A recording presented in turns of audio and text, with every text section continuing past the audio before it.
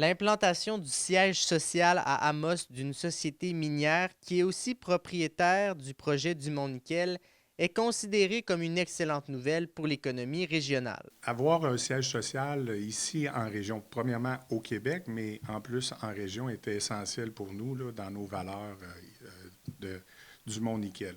Pour les propriétaires du projet, Kinterra Capital, ça fait partie des valeurs qu'ils projettent. Donc, d'avoir le projet, le siège social ici en Abitibi, près, à proximité, en fin de compte, des communautés, c'était essentiel. C'est 570 emplois, 2,5 milliards d'investissements.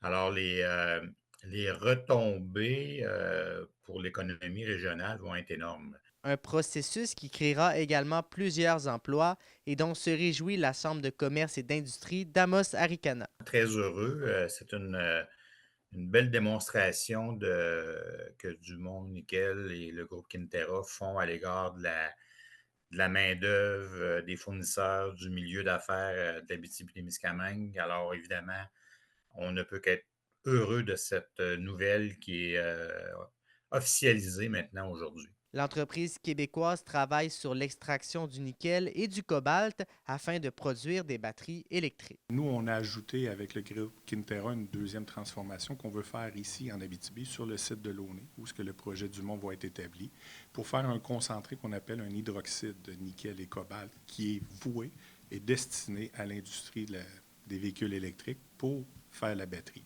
Avec son projet, Dumont Nickel pourra fournir du nickel pour des batteries de véhicules électriques jusqu'en 2058 à la hauteur de 840 000 véhicules par année. Alexis Dumont, RNC Nouvelles, à Amos.